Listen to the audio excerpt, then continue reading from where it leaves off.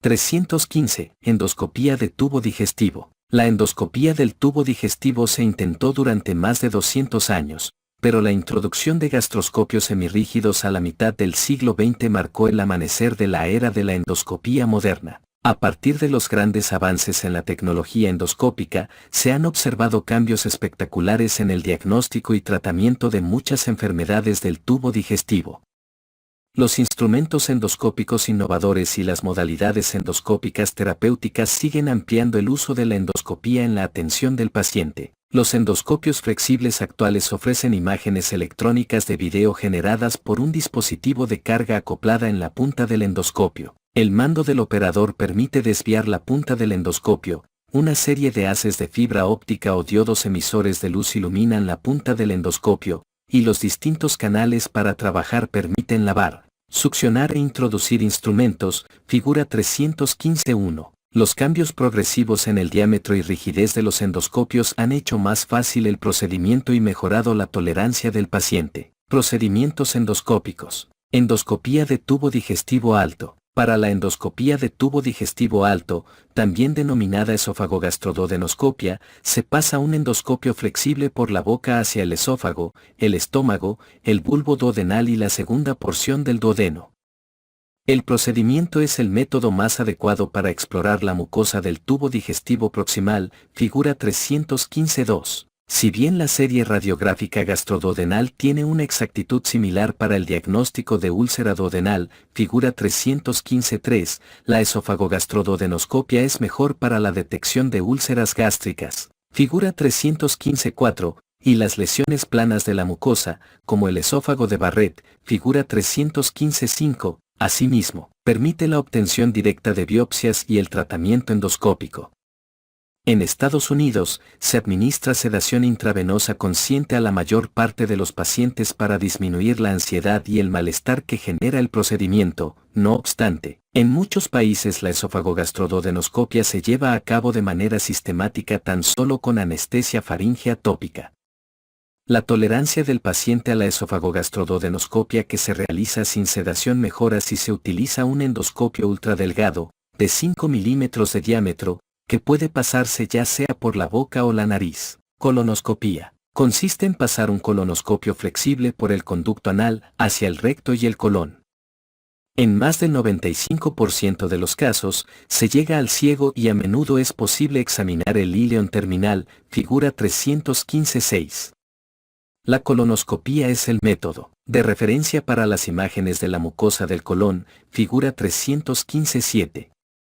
La colonoscopía tiene sensibilidad mayor que el enema convario para la colitis, figura 315.8, los pólipos, figura 315.9, y el cáncer, figura 315.10. La colonografía mediante tomografía es una técnica que está surgiendo y compite con la colonoscopía en cuanto a la exactitud para detectar los pólipos y el cáncer, aunque puede no ser sensible para la detección de lesiones planas, como los pólipos dentados, figura 315.11. En Estados Unidos, suele administrarse sedación consciente antes de la colonoscopía, pero en muchos casos con un paciente dispuesto y un técnico hábil se puede hacer el procedimiento sin sedación. Sigmoidoscopia flexible. La sigmoidoscopia flexible es similar a la colonoscopía, pero solo visualiza el recto y una porción variable del hemicolon izquierdo, de manera característica hasta 60 centímetros respecto del borde anal.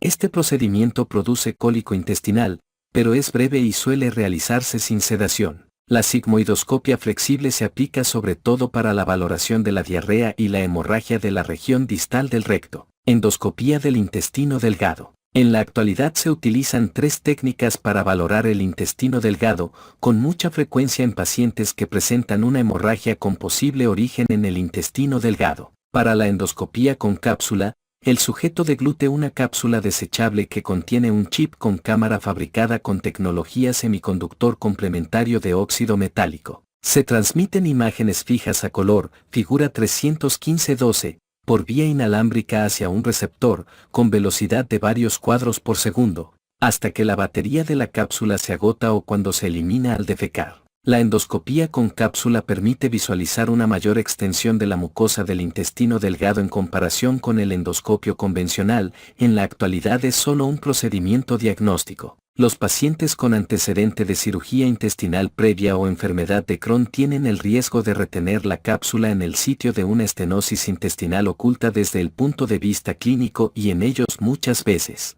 está indicado administrar una cápsula de permeabilidad que consta de material biodegradable radiológicamente opaco. Para la enteroscopia de avance se utiliza un endoscopio largo similar en diseño a un panendoscopio.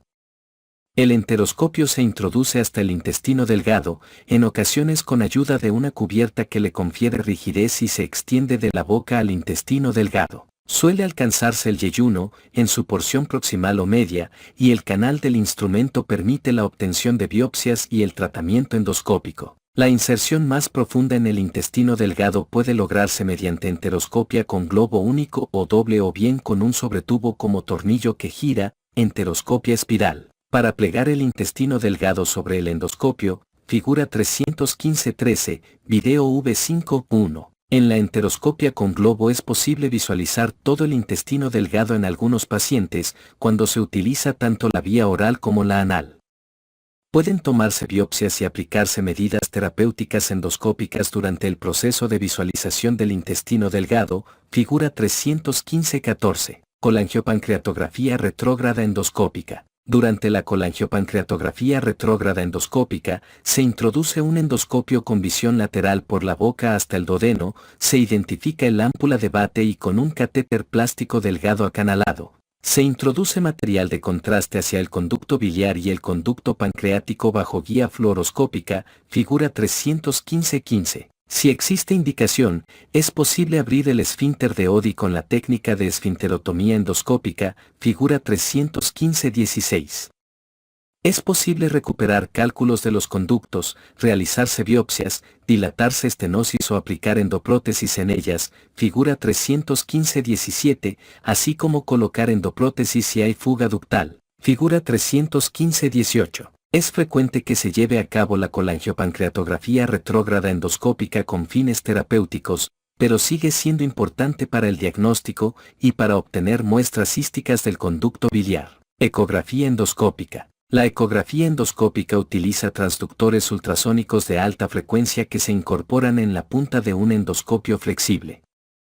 Se obtienen imágenes ecográficas de la pared intestinal y los órganos adyacentes, los vasos y los ganglios linfáticos y otras estructuras. Al sacrificar la profundidad de la penetración de la ecografía y llevar el transductor ultrasónico cerca del área de interés mediante la endoscopía, se obtienen imágenes de alta resolución. La ecografía endoscópica ofrece la estadificación local preoperatoria más exacta en las neoplasias esofágicas, pancreáticas y rectales, figura 315-19, pero no detecta las metástasis más distantes. La ecografía endoscópica también resulta eficaz para el diagnóstico de litiasis del conducto biliar, enfermedad de la vesícula biliar, lesiones intestinales submucosas y pancreatitis crónica. Es posible obtener aspiraciones con aguja fina y biopsias profundas de tumoraciones y ganglios linfáticos ubicados en el mediastino posterior, el abdomen, el páncreas, el retroperitoneo y la pelvis mediante guía con ecografía endoscópica,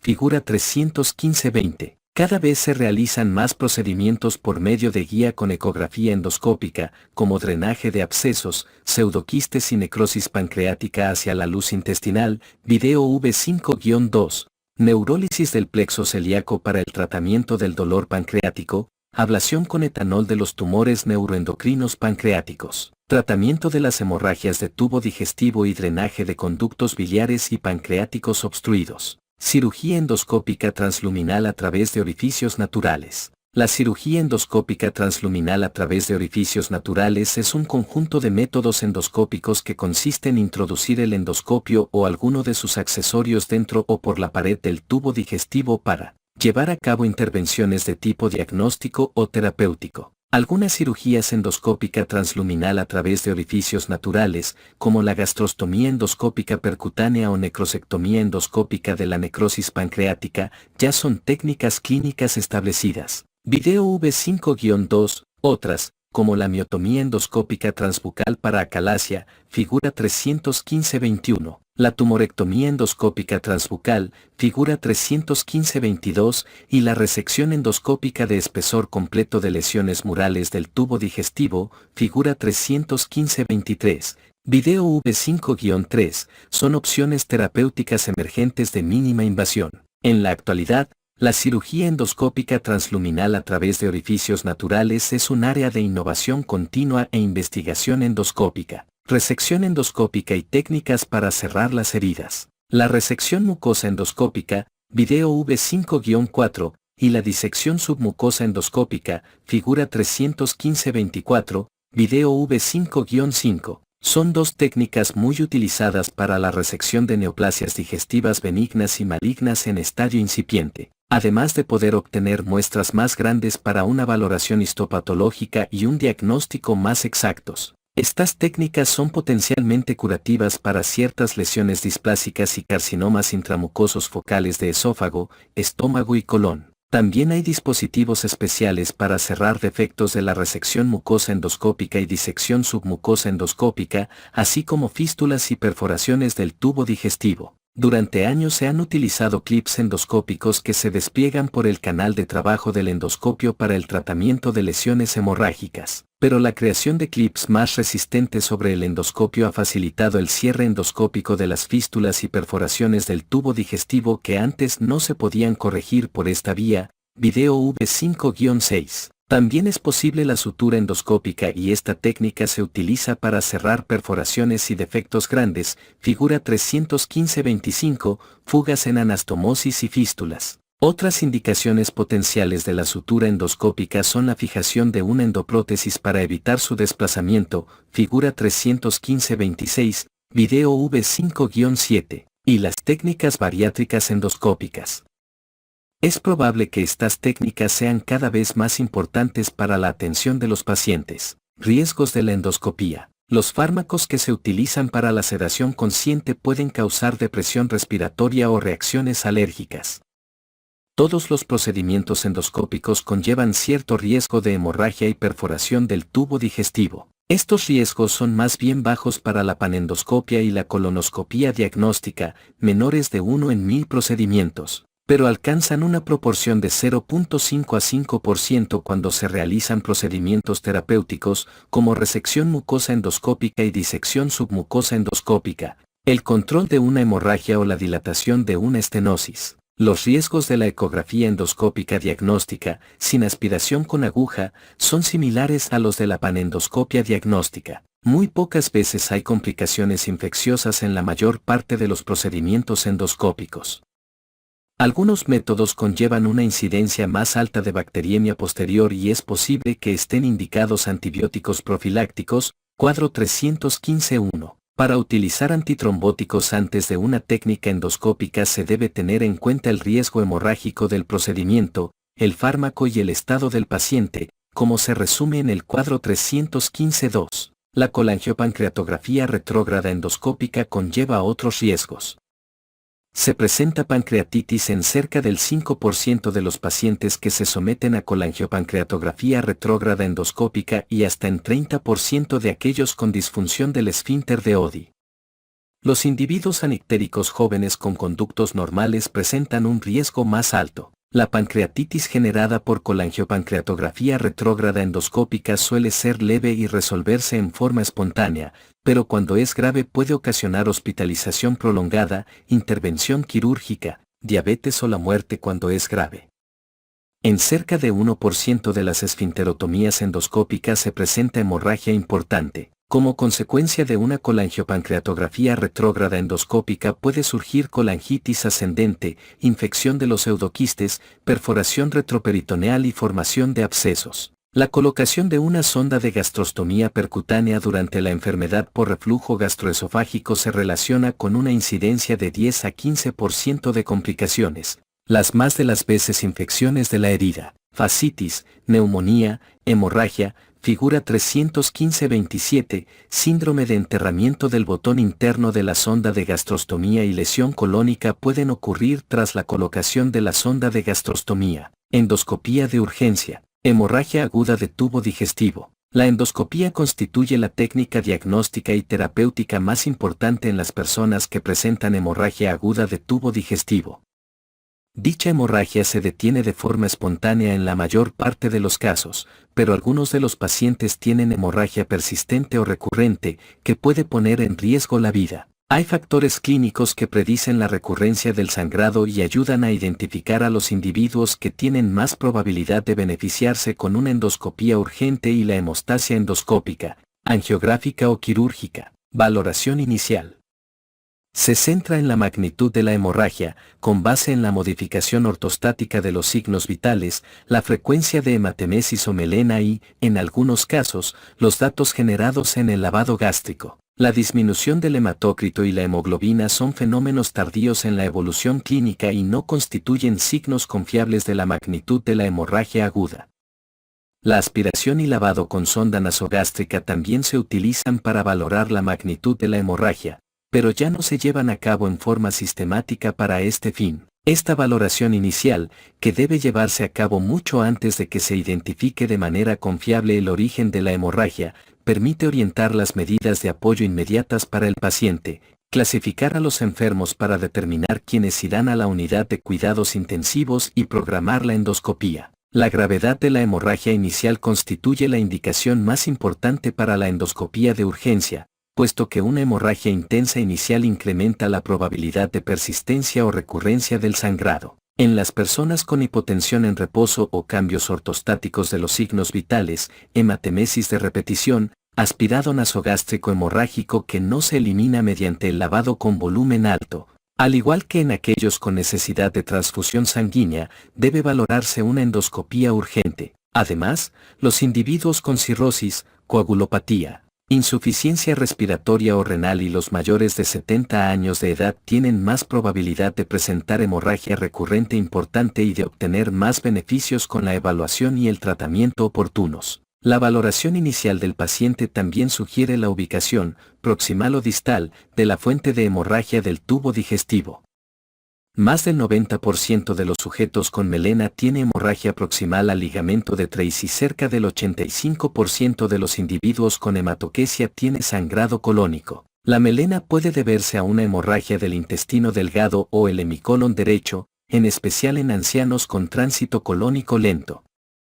En contrario, algunas personas con hematoquesia masiva pueden sangrar de una fuente del tubo digestivo proximal, como una lesión gástrica de Dieu-Lafoy o una úlcera duodenal, con tránsito intestinal rápido. Debe pensarse en una endoscopía proximal temprana en este tipo de pacientes. La endoscopía debe practicarse una vez que el individuo recibe reanimación con soluciones intravenosas y transfusión, según se necesite. La coagulopatía importante o la trombocitopenia suelen tratarse antes de la endoscopía, porque la corrección de estas anomalías podría eliminar la hemorragia, y las técnicas para la hemostasia endoscópica son limitadas en estos individuos.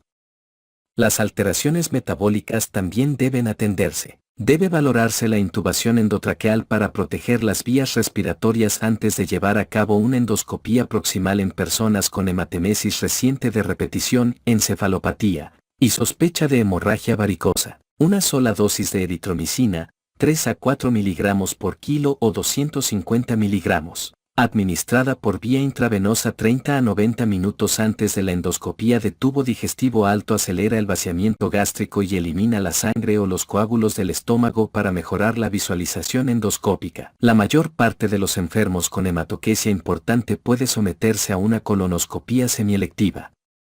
Los estudios clínicos comparativos no han demostrado beneficio frente a la colonoscopía de urgencia en los pacientes hospitalizados con hematoquesia. Si bien los individuos con episodios masivos o recurrentes y abundantes de hematoquesia se deben someter a una colonoscopía de urgencia tras un lavado colónico rápido con una solución de polietilenglicol. La colonoscopía permite establecer el diagnóstico con más frecuencia que los estudios con radionúclidos o la angiografía en caso de hemorragia del tubo digestivo distal y es posible aplicar un tratamiento endoscópico en algunos individuos. La colonoscopía de urgencia se dificulta por una mala visualización debido a hemorragia abundante persistente con inestabilidad hemodinámica recurrente y es necesario utilizar otras técnicas, como la angiografía o la colectomía subtotal de urgencia. En estas personas, también debe descartarse una hemorragia masiva cuyo origen sea el tubo digestivo proximal, lo cual debe excluirse con endoscopía proximal. Al comienzo de la evolución de un cuadro de hemorragia rectal masiva,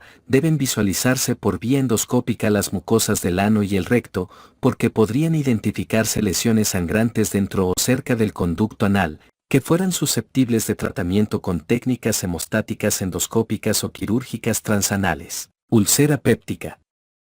El aspecto endoscópico de las úlceras pépticas aporta información pronóstica útil y orienta sobre la necesidad de aplicar tratamientos endoscópicos en individuos con hemorragia aguda, figura 315-28. Las úlceras con bases limpias se relacionan con un riesgo bajo, de entre 3 y 5%, de hemorragia recurrente. Los individuos con melena y una úlcera con base limpia suelen darse de alta del servicio de urgencias o del área de endoscopía si son jóvenes, confiables y no padecen otras enfermedades. Las máculas pigmentadas planas y los coágulos adherentes que cubren la base de la úlcera tienen un riesgo de recurrencia de la hemorragia de 10 a 20%, respectivamente.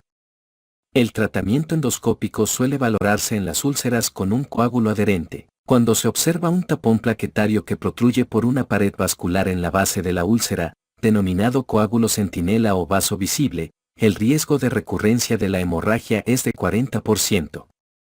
Este dato suele conducir a un tratamiento endoscópico para disminuir la tasa de hemorragia recurrente. En ocasiones, se observa sangrado activo a la presión en una úlcera, lo cual conlleva un riesgo de 90% de hemorragia persistente si no se aplican medidas terapéuticas. El tratamiento endoscópico de las úlceras con características de riesgo alto suele reducir la tasa de recurrencia de la hemorragia hasta 5 a 10%. Se dispone de varias técnicas hemostáticas, como la inyección de epinefrina o un esclerosante dentro y en torno al vaso, figura 315-29. La coagulación por aposición del vaso en la base de la úlcera mediante una sonda térmica que se presiona contra el sitio de sangrado, figura 315-30. La colocación de hemoclips, figura 315-31, o una combinación de estas modalidades, video V5-8. A la par del tratamiento endoscópico, la administración de un inhibidor de la bomba de protones reduce el riesgo de recurrencia de la hemorragia y mejora la evolución del paciente. Varices. Dos estrategias complementarias guían el tratamiento de las varices sangrantes, las medidas terapéuticas locales de las varices sangrantes y el control de la hipertensión portal subyacente. Los tratamientos locales, como la escleroterapia endoscópica de las varices, la ligadura endoscópica con bandas y el taponamiento con globo con una sonda de Sandsteken-Blackmore, permiten controlar de manera eficaz una hemorragia aguda en la mayor parte de los individuos. Aunque las medidas terapéuticas que reducen la presión portal, tratamiento farmacológico, derivaciones quirúrgicas o colocación de derivaciones portosistémicas intrahepáticas mediante guía radiográfica, también desempeñan una función importante. La ligadura endoscópica de las varices se encuentra indicada para la prevención de un primer sangrado, profilaxis primaria, de varices esofágicas grandes, figura 315-33, en particular en personas en quienes los beta bloqueadores están contraindicados o no se toleran. La ligadura endoscópica de las varices también constituye el tratamiento endoscópico de preferencia para el control de la hemorragia activa de las varices esofágicas, así como para su erradicación subsiguiente, profilaxis secundaria. Durante la ligadura endoscópica de las varices, se succiona una varice hacia el interior de un capuchón que se ajusta al extremo del endoscopio, y del capuchón sale una banda de caucho que liga la varice. Figura 315-34, video V5-9. La ligadura endoscópica de las varices controla la hemorragia aguda hasta el 90% de los casos. Son frecuentes las complicaciones de la ligadura endoscópica de las varices, como hemorragia ulcerosa posterior al bandeo y estenosis esofágica. La escleroterapia endoscópica de las varices consiste en la inyección de una solución esclerosante trombógena en el interior o cerca de las varices esofágicas. La escleroterapia endoscópica de las varices también detiene las hemorragias agudas en la mayoría de los pacientes, pero por lo general se utiliza como tratamiento de rescate cuando falla la ligadura con banda por su mayor tasa de complicaciones frente a la ligadura endoscópica de las varices. La hemorragia procedente de varices fúndicas gástricas grandes, figura 315-35, se soluciona mejor con una inyección endoscópica de cianoacrilato, pegamento, video V5-10, porque la ligadura endoscópica de las varices o la escleroterapia endoscópica de las varices de estas varices se relaciona con una tasa alta de hemorragia recurrente. Entre las complicaciones de la inyección de cianoacrilato están la infección y la embolización del pegamento hacia otros órganos, como pulmones, encéfalo y vaso. Una vez aplicado el control de la hemorragia aguda,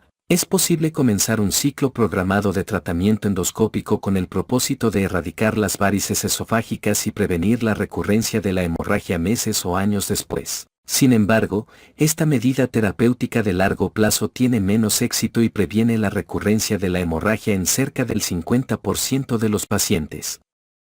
Los tratamientos farmacológicos que reducen la presión portal tienen eficacia similar y las dos modalidades pueden combinarse. Lesión de Dieu-Laffoy.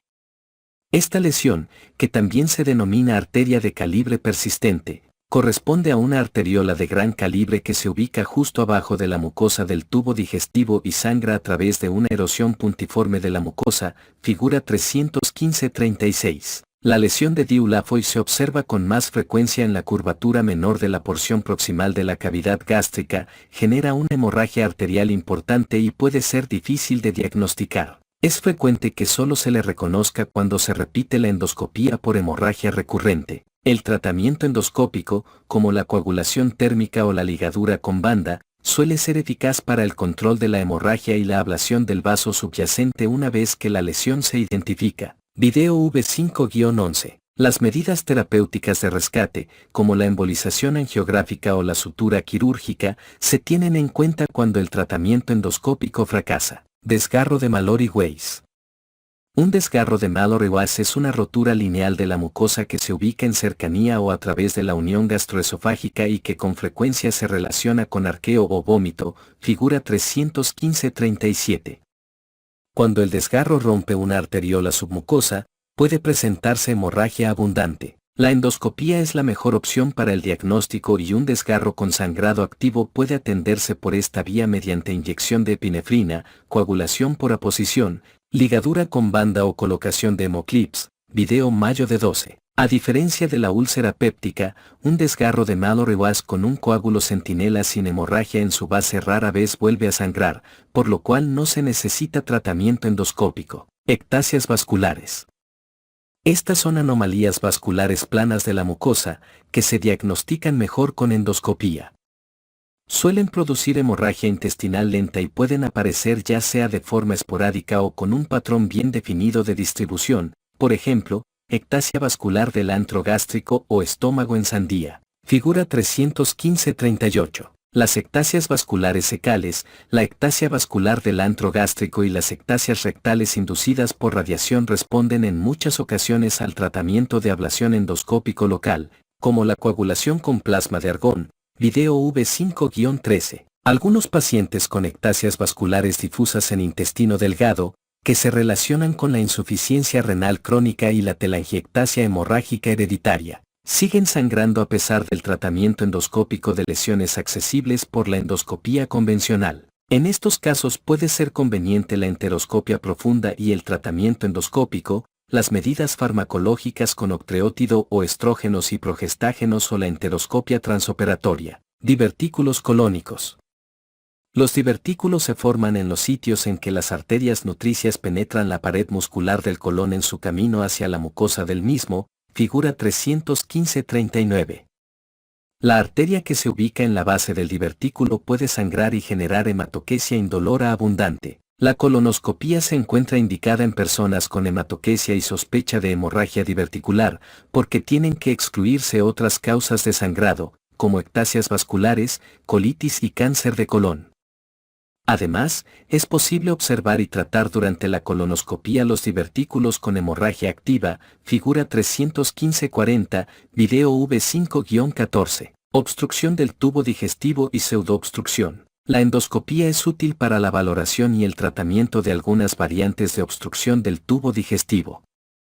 Una excepción importante es la obstrucción del intestino delgado por adherencias quirúrgicas que casi nunca se diagnostica o trata por medios endoscópicos. La obstrucción y la pseudoobstrucción esofágicas, gastroduodenales y colónicas pueden diagnosticarse y con frecuencia tratarse por vía endoscópica. Obstrucción esofágica aguda. La obstrucción esofágica por alimentos impactados, figura 315-41, o algún cuerpo extraño ingerido, figura 315-42, pueden poner en riesgo la vida y representan una urgencia endoscópica.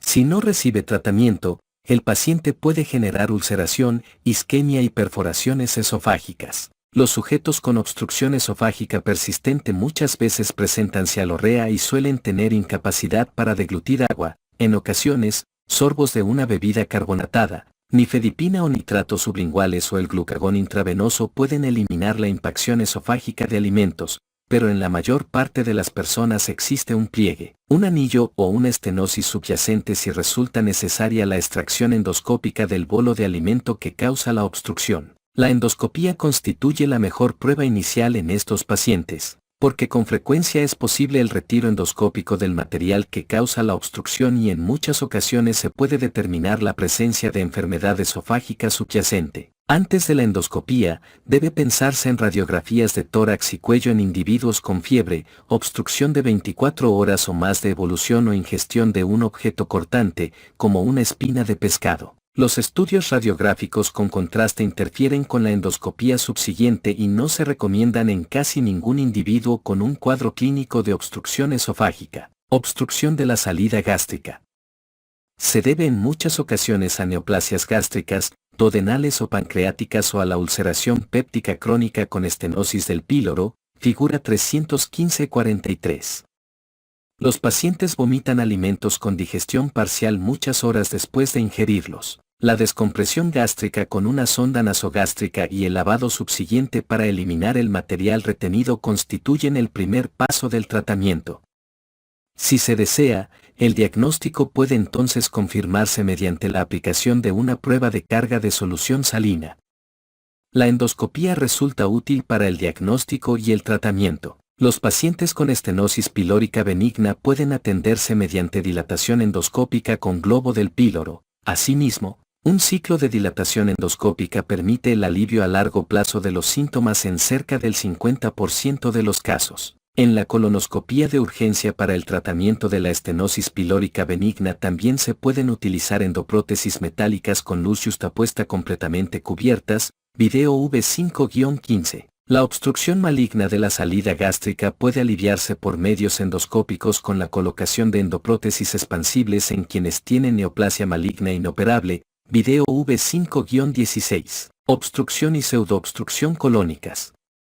Ambos padecimientos se presentan con distensión y malestar abdominal, timpanismo y dilatación del colon por gas, visible en la radiografía abdominal simple.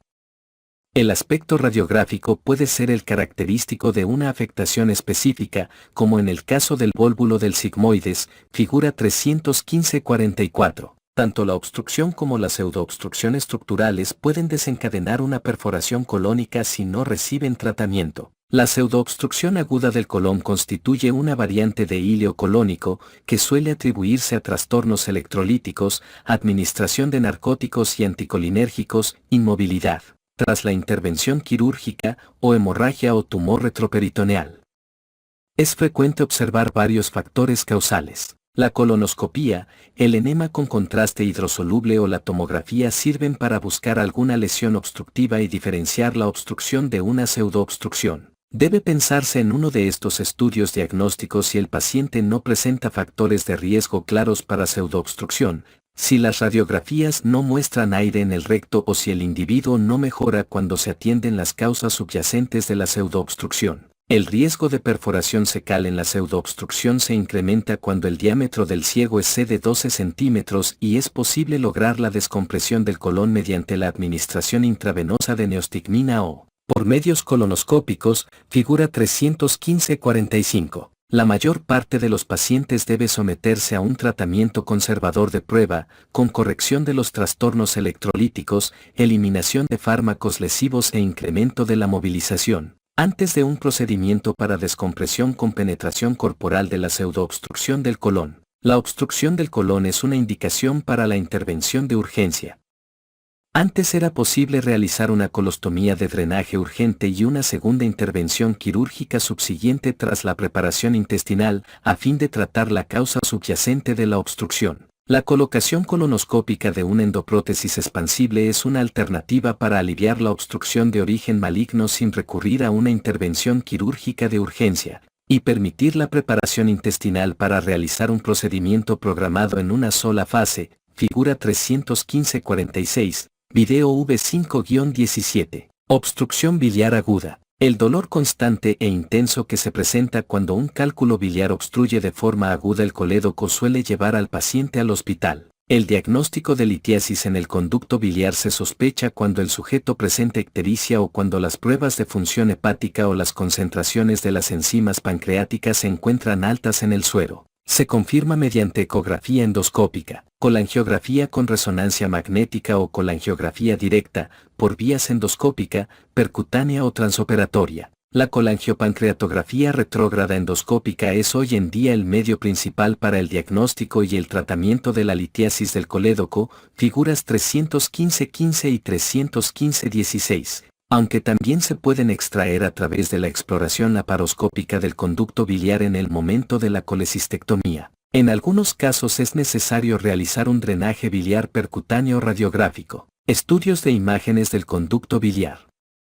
En tanto la ecografía abdominal tan solo identifica una minoría de cálculos en el conducto biliar. La colangiopancreatografía por resonancia magnética y la ecografía endoscópica tienen una exactitud mayor al 90% y desempeñan una función importante en el diagnóstico. Algunos ejemplos de estas modalidades se muestran en la figura 315-47. Cuando se sospecha litiasis en el conducto biliar y se necesita tratamiento urgente, como en el individuo con ictericia obstructiva y septicemia biliar, la colangiopancreatografía retrógrada endoscópica es el procedimiento de elección porque sigue siendo el método de referencia para el diagnóstico y permite un tratamiento inmediato. Video V5-18. Cuando es relativamente poco probable un cálculo persistente en los conductos biliares, como sucede en el paciente con pancreatitis por cálculos biliares, la colangiopancreatografía retrógrada endoscópica se puede sustituir por un estudio de imagen menos penetrante como ecografía endoscópica, colangiopancreatografía por resonancia magnética o colangiografía transoperatoria durante la colecistectomía,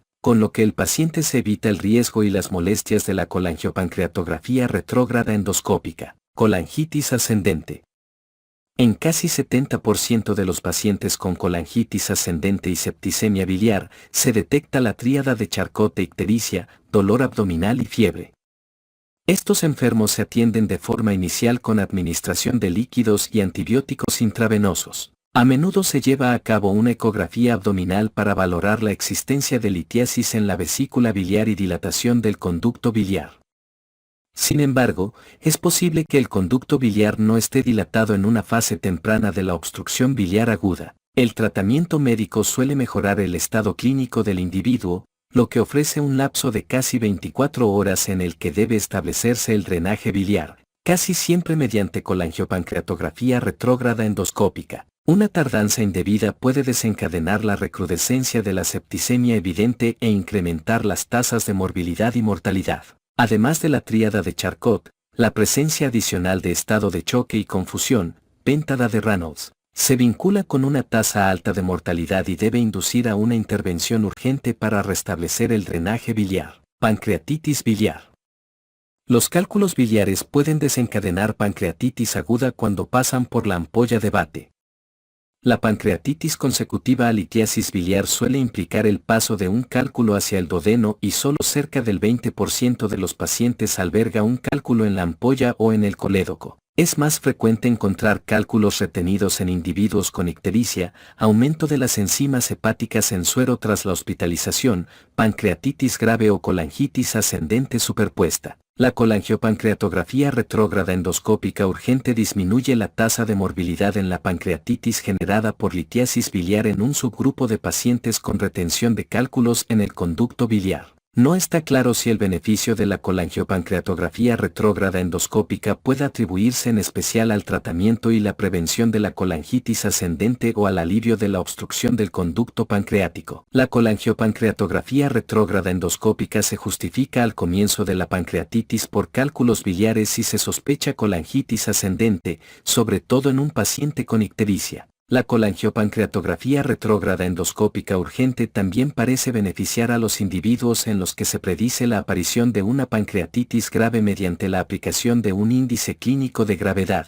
como el de Glasgow o el de Ranson, puesto que el beneficio de la colangiopancreatografía retrógrada endoscópica se restringe a los pacientes con retención de cálculos en el conducto biliar. Una estrategia inicial con colangiopancreatografía por resonancia magnética o ecografía endoscópica para el diagnóstico disminuye el uso de colangiopancreatografía retrógrada endoscópica en pancreatitis por cálculos biliares y mejora la evolución clínica porque reduce las complicaciones de esta técnica. Endoscopía programada. Dispepsia. Es un malestar ardoroso o doloroso crónico o recurrente que se localiza en la parte superior del abdomen y puede deberse a distintos procesos, como reflujo gastroesofágico, enfermedad ulcerosa péptica y dispepsia no ulcerosa, una categoría heterogénea que incluye trastornos de la motilidad, la susceptibilidad y la somatización. Las neoplasias gástricas y esofágicas son causas menos frecuentes de dispepsia. La anamnesis exhaustiva permite un diagnóstico diferencial exacto de la dispepsia en tan solo 50% de los casos. En el resto, la endoscopía puede constituir un recurso diagnóstico útil, en especial en los pacientes cuyos síntomas no se eliminan con el tratamiento contra Helicobacter pylori o un régimen empírico de tratamiento antiácido. La endoscopía debe llevarse a cabo desde el inicio en los individuos con dispepsia y datos de alarma, como pérdida de peso o anemia ferropénica. Enfermedad por reflujo gastroesofágico. Cuando hay síntomas clásicos de reflujo gastroesofágico, como regurgitación y pirosis, suelen ser suficientes el diagnóstico provisional y el tratamiento empírico. La endoscopía constituye una prueba sensible para el diagnóstico de esofagitis, figura 315-48, pero puede pasar por alto el diagnóstico de enfermedad por reflujo no erosivo, puesto que algunos pacientes presentan reflujo sintomático sin esofagitis. La prueba más sensible para el diagnóstico de la enfermedad por reflujo gastroesofágico es la vigilancia extrahospitalaria del pH durante 24 horas. La endoscopía está indicada en personas con síntomas de reflujo resistentes al tratamiento antisecretor, en los individuos con síntomas de alarma, como disfagia, pérdida de peso o hemorragia de tubo digestivo y en aquellos con dispepsia recurrente tras el tratamiento, que no guarda relación clara con el reflujo de acuerdo con las características clínicas. Es posible pensar en la endoscopía en individuos con enfermedad por reflujo gastroesofágico de larga evolución, mayor de 10 años, con síntomas frecuentes, porque presentan un riesgo 6 veces más alto de padecer esófago de Barrett que un individuo con síntomas de reflujo menores de 1 año de evolución. Esófago de Barrett. Es una metaplasia cilíndrica especializada que sustituye la mucosa plana normal del esófago distal en algunas personas con enfermedad por reflujo gastroesofágico. El epitelio de Barrett constituye un factor de riesgo importante para el adenocarcinoma esofágico y se detecta con facilidad mediante la endoscopía, por el desplazamiento proximal de la unión escamocolumnar. Figura 315-5. Se debe pensar en un estudio de detección con esofagogastroduodenoscopia del esófago de Barrett en pacientes con antecedentes crónicos, mayores de 10 años, de síntomas de enfermedad por reflujo gastroesofágico. La biopsia endoscópica constituye el método de referencia para confirmar el esófago de Barrett y para la displasia o el cáncer que derivan de la mucosa de Barrett. Se recomienda la esofagogastroduodenoscopia periódica con biopsias para la vigilancia de pacientes con esófago de Barrett. La resección endoscópica, resección mucosa endoscópica o disección submucosa endoscópica, y la ablación se realizan cuando se encuentran displasia de grado alto o cáncer intramucoso en la mucosa de Barrett. Aunque los lineamientos recomiendan la observación y vigilancia de la displasia de grado bajo en la mucosa de Barrett, la evidencia reciente sugiere que el tratamiento endoscópico puede ser adecuado en algunos pacientes. La ablación por radiofrecuencia es la modalidad ablativa más usual para el tratamiento endoscópico del esófago de Barrett. También se dispone de otras modalidades, como la crioterapia. Úlcera péptica. En general ocasiona dolor o ardor epigástricos, que muchas veces se presentan durante la noche y se alivian con rapidez tras el consumo de alimentos o antiácidos. Si bien la endoscopía es la prueba diagnóstica más sensible para la úlcera péptica, no constituye una estrategia rentable en individuos jóvenes con síntomas dispépticos similares a los ulcerosos, a menos que se encuentre disponible a bajo costo. Los pacientes con sospecha de úlcera péptica deben valorarse para descartar infección por Helicobacter pylori. La serología, infección previa o activa, las pruebas del aliento con urea marcada, infección activa, y las pruebas en heces constituyen estrategias sin penetración corporal y menos costosas que la endoscopía con toma de biopsia. Los pacientes mayores de 50 años, los sujetos con síntomas de alarma y aquellos con síntomas persistentes a pesar del tratamiento, deben someterse a endoscopía para excluir una neoplasia maligna. Dispepsia no ulcerosa. La dispepsia no ulcerosa puede relacionarse con distensión y, a diferencia de la úlcera péptica, tiende a no remitir y a recurrir. La mayoría de los pacientes describe un alivio marginal con el tratamiento antiácido, procinético y contra Helicobacter pylori y se le refiere para endoscopía con el objetivo de excluir una úlcera resistente y valorar otras causas. Si bien la endoscopía permite excluir otros diagnósticos, su efecto sobre el tratamiento de los individuos con dispepsia no ulcerosa es limitado. Disfagia. Alrededor del 50% de los pacientes con dificultad para deglutir tiene alguna obstrucción mecánica, el resto tiene un trastorno de la motilidad, como acalasia o espasmo esofágico difuso.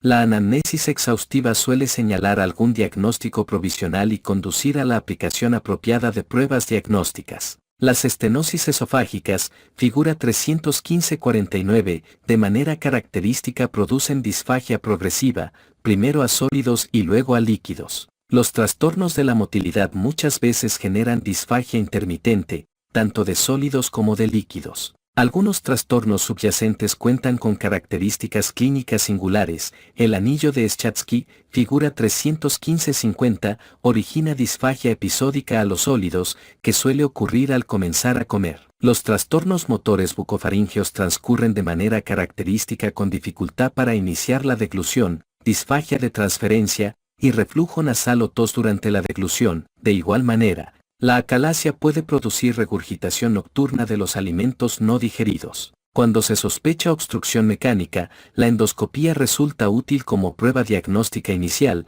porque permite la obtención inmediata de muestra para biopsia y la dilatación de las estenosis, las tumoraciones o los anillos. La presencia de bordes lineales y anillos corrugados múltiples diseminados en un esófago con estenosis, esófago felino, debe inducir la sospecha de esofagitis eosinofílica, una causa que se reconoce cada vez más en la disfagia recurrente y la impacción de alimentos, figura 315-51. La introducción a ciegas o forzada del endoscopio puede desencadenar la perforación en pacientes con estenosis del esófago cervical o un divertículo de Senker, pero la introducción suave de un endoscopio bajo visión directa resulta bastante segura. La endoscopía quizá pase por alto la identificación de una estenosis leve o algún anillo en ciertos pacientes.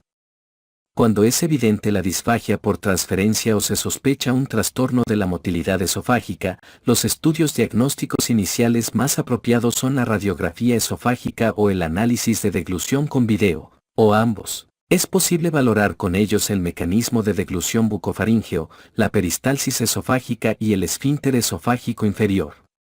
En algunos trastornos, también puede resultar importante una manometría esofágica subsiguiente para establecer el diagnóstico. Diversas causas de disfagia se pueden corregir con tratamientos endoscópicos.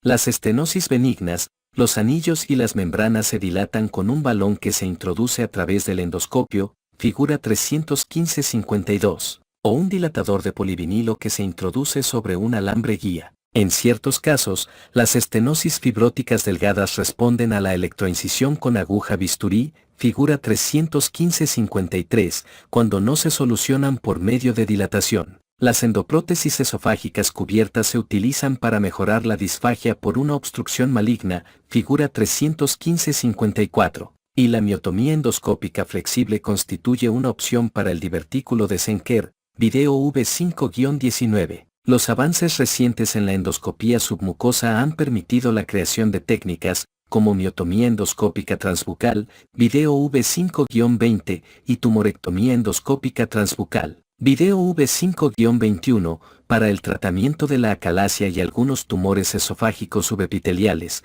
respectivamente. Tratamiento endoscópico de la obesidad. La mayoría de los estadounidenses padece sobrepeso u obesidad y la diabetes ligada a la obesidad se ha convertido en un problema importante de salud pública. La cirugía bariátrica es el método más efectivo para bajar de peso y además se ha demostrado que reduce la mortalidad a largo plazo en los obesos, pero muchos pacientes no se someten a cirugía. Se han diseñado algunos tratamientos endoscópicos para la obesidad que comprenden la inserción de un balón intragástrico o una derivación duodeno-yeyunal, la colocación percutánea de una sonda gástrica para aspirar el contenido gástrico después de las comidas o la gastroplastia endoscópica en manga, en la que se sutura por vía endoscópica para reducir la luz del cuerpo gástrico, video V5-22. Los estudios prospectivos demuestran que estos tratamientos inducen una pérdida de 7 a 20% del peso corporal y diversos grados de regulación glucémica. Se están estudiando otros métodos endoscópicos. La eficacia a largo plazo del tratamiento bariátrico endoscópico actualmente se desconoce. Tratamiento de neoplasias malignas. La endoscopía es muy importante en el tratamiento de neoplasias malignas del tubo digestivo.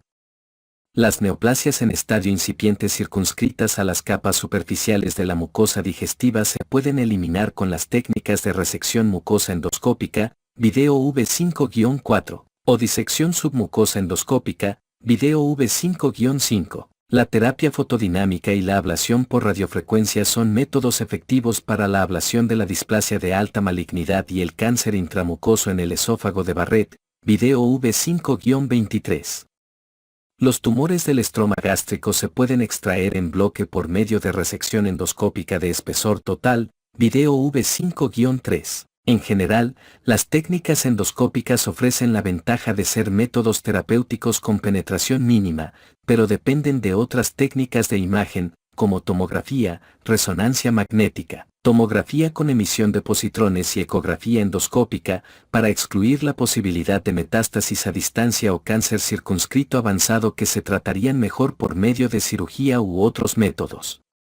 La decisión de tratar un cáncer digestivo incipiente por vía endoscópica casi siempre se toma en conjunto con un cirujano u oncólogo o ambos. El tratamiento paliativo endoscópico de las neoplasias digestivas alivia los síntomas y en muchos casos prolonga la supervivencia. Es posible aliviar una obstrucción maligna colocando una prótesis por vía endoscópica, figuras 315-17, 315-54 y 315-55. Videos V5-16, V5-17, y la hemorragia de tubo digestivo maligna también a menudo se contiene por vía endoscópica. La neurólisis del plexo celíaco mediante guía con ecografía endoscópica muchas veces alivia el dolor del cáncer pancreático. Anemia y sangre oculta en heces. La anemia ferropénica puede atribuirse a una absorción deficiente de hierro, como en el sprue celíaco, o, con más frecuencia, a la pérdida hemática crónica. Tiene que sospecharse de hemorragia intestinal en varones y posmenopáusicas con anemia ferropénica, y la colonoscopía está indicada en este tipo de pacientes incluso en ausencia de sangre oculta detectable en heces. Alrededor del 30% de los individuos muestra pólipos colónicos grandes, 10% evoluciona con cáncer colorectal y otros más tienen lesiones vasculares en el colon. Cuando no se encuentra en el colon una fuente convincente de pérdida de sangre, debe valorarse una panendoscopia. Si no se encuentran lesiones, se obtienen biopsias duodenales para excluir sprue. Figura 315-56. La valoración del intestino delgado por medio de endoscopía con cápsula, figura 315-57. Enterografía con tomografía o resonancia magnética o enteroscopia con globo es útil cuando ni la esofagogastroduodenoscopia ni la colonoscopía permiten establecer el diagnóstico. Las pruebas de sangre oculta en heces detectan la hemoglobina o la fracción hemo y tienen la susceptibilidad más alta cuando la hemorragia es colónica, pero también pueden detectar una hemorragia abundante del tubo digestivo proximal. Los pacientes mayores de 50 años o los que tienen algún antecedente heredofamiliar de neoplasia de colon con sangre oculta en una muestra de heces de aspecto normal deben someterse a colonoscopía para excluir una neoplasia colorectal. El desempeño diagnóstico es menor que en la anemia ferropénica. La indicación de realizar una panendoscopia también depende de los síntomas del paciente. El intestino delgado puede ser fuente de hemorragia intestinal crónica, en especial si no hay datos diagnósticos en la colonoscopia y la panendoscopia. La conveniencia de valorar el intestino delgado varía con la situación clínica y adquiere mayor importancia en quienes la hemorragia produce anemia crónica o recurrente. A diferencia del mal desempeño diagnóstico de los estudios radiográficos del intestino delgado, se obtienen resultados positivos en la endoscopía con cápsula en 50 a 70% de los enfermos con sospecha de hemorragia intestinal. El dato hallado con mayor frecuencia corresponde a las ectasias vasculares de la mucosa. La enterografía tomográfica y resonancia detecta con exactitud tumoraciones del intestino delgado e inflamación y es útil también en la valoración inicial del intestino. Es posible realizar una enteroscopia profunda tras la endoscopía con cápsula para tomar muestra para biopsia de las lesiones o aplicar tratamiento específico, como coagulación con plasma de argón en caso de las ectasias vasculares, figura 315-58. Detección de cáncer colorectal. La mayor parte de los cánceres del colon surge de adenomas colónicos preexistentes y el cáncer colorectal puede prevenirse en gran medida con la detección y la extirpación de los pólipos adenomatosos. Video V5-24. La elección de una estrategia para detección en una persona asintomática depende de los antecedentes personales y familiares. Los individuos con enfermedad intestinal inflamatoria, antecedente de pólipos o cáncer colorectales, parientes con pólipos adenomatosos o cáncer o con ciertos síndromes de cáncer familiar. Figura 315-59, se encuentran en riesgo más alto de padecer cáncer colorectal. Por lo general, se considera que un individuo sin estos factores tiene riesgo promedio. Las estrategias para detección se resumen en el cuadro 315-3. Si bien se demostró que las pruebas de sangre oculta en heces reducen la tasa de mortalidad por cáncer colorectal, no permiten detectar algunas neoplasias ni muchos pólipos y la visualización directa del colon es una estrategia de detección más eficaz. Pueden utilizarse ya sea la sigmoidoscopia o la colonoscopia para la detección del cáncer en individuos asintomáticos con riesgo promedio. La elección de la sigmoidoscopia se basaba en el dato histórico de que la mayor parte de los cánceres colorectales se generaba en el recto y el hemicolon izquierdo y que los pacientes con tumores colónicos en el lado derecho contaban con pólipos en el hemicolon izquierdo. Sin embargo, en las últimas décadas, la distribución de los cánceres del colon se modificó en Estados Unidos y hay un número proporcional menor de cánceres rectales y en hemicolon izquierdo que en el pasado. Estudios grandes estadounidenses sobre colonoscopía para detección en individuos con riesgo promedio demuestran que los cánceres se distribuyen casi en proporción idéntica entre el hemicolon izquierdo y el derecho.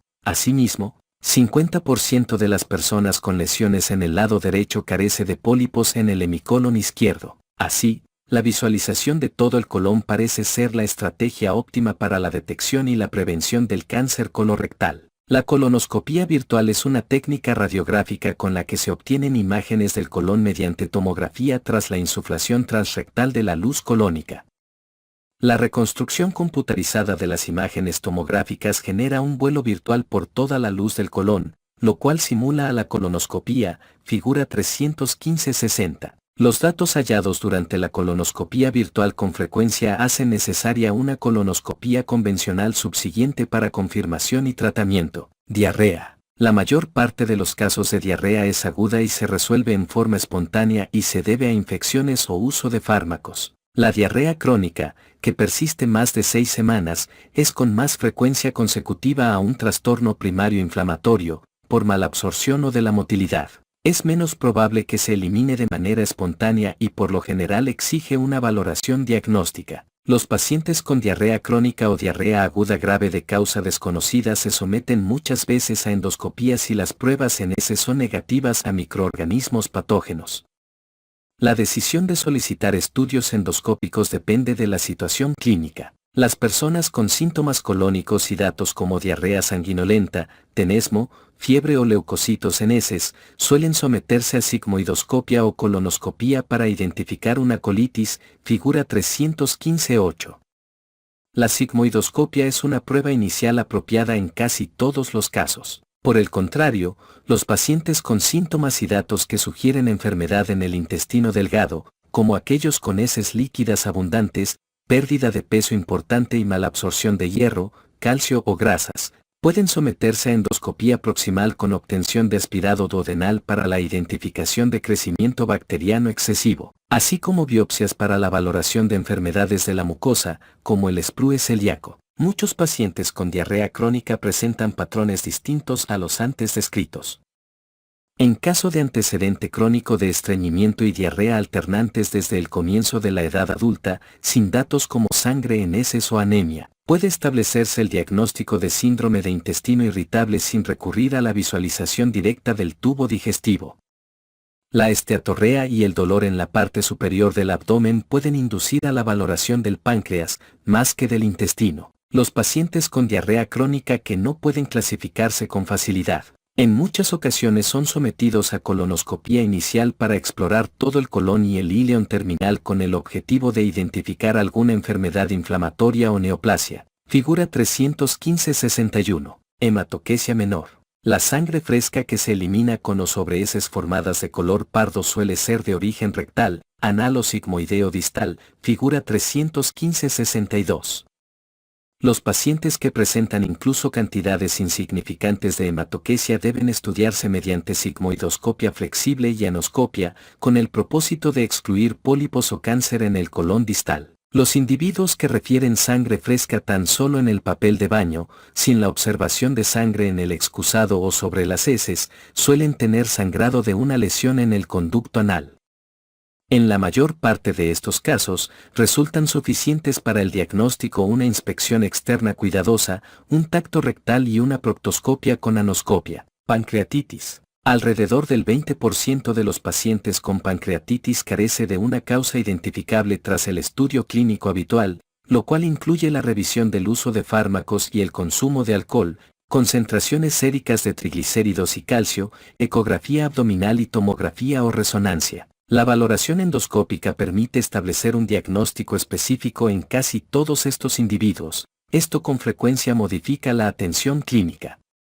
El estudio endoscópico es en particular apropiado si el paciente tiene el antecedente de más de un episodio de pancreatitis, la microlitiasis, o la presencia de cristales microscópicos en la bilis. Es una de las causas principales de pancreatitis aguda de origen antes desconocido y en ocasiones se observa durante la ecografía abdominal como depósito laminar de lodo o cúmulos de material ecógeno flotante en la vesícula biliar. La ecografía endoscópica de la vesícula biliar es quizás el medio con mayor sensibilidad para el diagnóstico de microlitiasis no identificada previamente. La pancreatitis crónica sin detección previa, la neoplasia pancreática o el páncreas diviso pueden diagnosticarse ya sea con colangiopancreatografía retrógrada endoscópica o ecografía endoscópica. La pancreatitis autoinmunitaria a menudo se sospecha con base en los hallazgos de la tomografía, resonancia o análisis serológicos, pero en ocasiones se diagnostica durante una ecografía endoscópica y exige una biopsia pancreática guiada con ecografía endoscópica para establecer un diagnóstico histológico. La pancreatitis grave muchas veces desencadena la formación de acumulaciones líquidas en el páncreas. Tanto los pseudoquistes como las áreas de necrosis pancreática confinada pueden drenarse hacia el estómago o el duodeno por vía endoscópica mediante técnicas endoscópicas transpapilares y transmurales. La necrosis pancreática puede tratarse por medio de necrosectomía endoscópica directa, video V5-2, a través de un sitio de drenaje transmural creado por vía endoscópica. Estadificación del cáncer. La estadificación local de los cánceres esofágico, gástrico, pancreático, de conductos biliares y del recto puede lograrse mediante ecografía endoscópica, figura 315-19. La ecografía endoscópica con aspiración con aguja fina, figura 315-20, permite en el presente la valoración preoperatoria más exacta en el caso de tumores locales y la estadificación ganglionar, pero no detecta casi ninguna de las metástasis a distancia. Los detalles del estadio del tumor local pueden orientar las decisiones terapéuticas que incluyen la posibilidad de resección y la necesidad de tratamiento neoadyuvante. La ecografía endoscópica con biopsia transesofágica con aguja también permite valorar la presencia de cáncer pulmonar no microcítico en los ganglios mediastínicos. Endoscopía de acceso abierto. Es frecuente que los médicos de atención primaria programen de manera directa procedimientos endoscópicos sin obtener antes una interconsulta gastroenterológica, lo cual también se conoce como endoscopía de acceso abierto. Cuando las indicaciones para la endoscopía son claras y apropiadas, los riesgos del procedimiento son bajos y el paciente comprende lo que debe esperar. La endoscopía de acceso directo facilita la valoración del enfermo y reduce los costos. Los individuos que se refieren para una endoscopía de acceso abierto deben contar con una anamnesis clínica y una exploración física recientes, así como una revisión de fármacos. Debe disponerse de una valoración de este tipo cuando el paciente llega al área de endoscopía. Los sujetos con inestabilidad cardiovascular o respiratoria no deben referirse de forma directa para una endoscopía de acceso abierto. Los pacientes con trastornos específicos y que se someterán a determinados procedimientos deben recibir antibióticos profilácticos antes de la endoscopía, cuadro 315.1. Además, algunos individuos que reciben anticoagulantes o antiagregantes necesitan un ajuste de tales fármacos antes de la endoscopía, según el riesgo de hemorragia del procedimiento y el riesgo de episodio tromboembólico que conlleva su estado, cuadro 315.2. Entre las indicaciones frecuentes para esofagogastroduodenoscopia de acceso abierto se encuentran dispepsia resistente al tratamiento empírico apropiado, disfagia, hemorragia de tubo digestivo y anorexia o saciedad temprana persistentes. La colonoscopía de acceso abierto se necesita con frecuencia en varones o en posmenopáusicas con anemia ferropénica, en individuos mayores de 50 años con sangre oculta en heces, en personas con antecedente de poliposis adenomatosa o cáncer colorectal y para la detección del cáncer colorectal. La sigmoidoscopia flexible se lleva a cabo en muchas ocasiones como una técnica de acceso abierto. Cuando los pacientes se refieren para una colonoscopía de acceso abierto, el médico de atención primaria necesita elegir una opción para la preparación del colon. Entre las preparaciones orales que se usan con frecuencia están la solución de lavado con polietilenglicol, con o sin ácido cítrico. Un régimen con dosis fraccionadas mejora la calidad de la preparación del colon. Las preparaciones con fosfato de sodio pueden producir anomalías hidroelectrolíticas y toxicidad renal, en especial en pacientes con insuficiencia renal o cardíaca congestiva y en mayores de 70 años de edad.